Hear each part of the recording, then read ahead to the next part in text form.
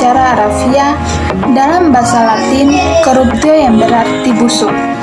Beberapa pakar Robert Kierkegaard yang mengenai pengertian korupsi. Suatu tingkah laku yang menyimpan dari tugas-tugas resmi jabatannya dalam negara di mana untuk memperoleh keuntungan status atau uang yang menyangkut diri pribadi atau perorangan, keluarga dekat, kelompok sendiri, atau dengan melanggar aturan pelaksanaan yang menyangkut dengan tingkah laku pribadi.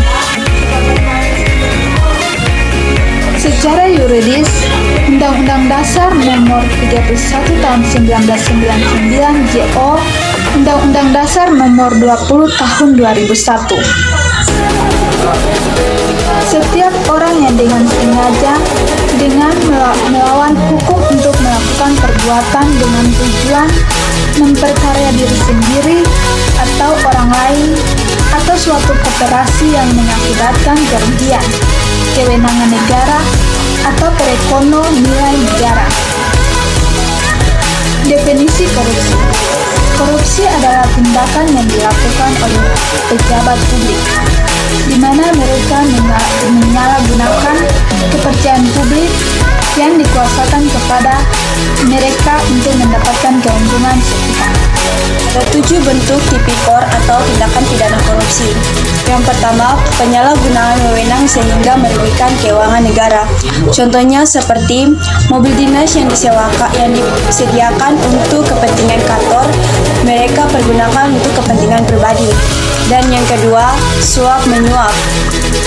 Contohnya, para pelanggaran lalu lintas agar lolos dari dunia hukum.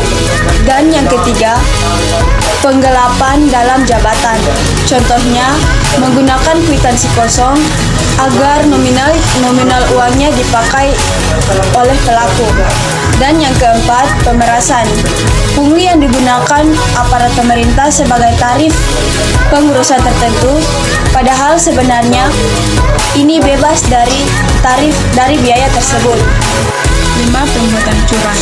Contohnya, pemborong bangunan yang melibatkan kecurangan kontraktor ataupun toko bahan bangunan.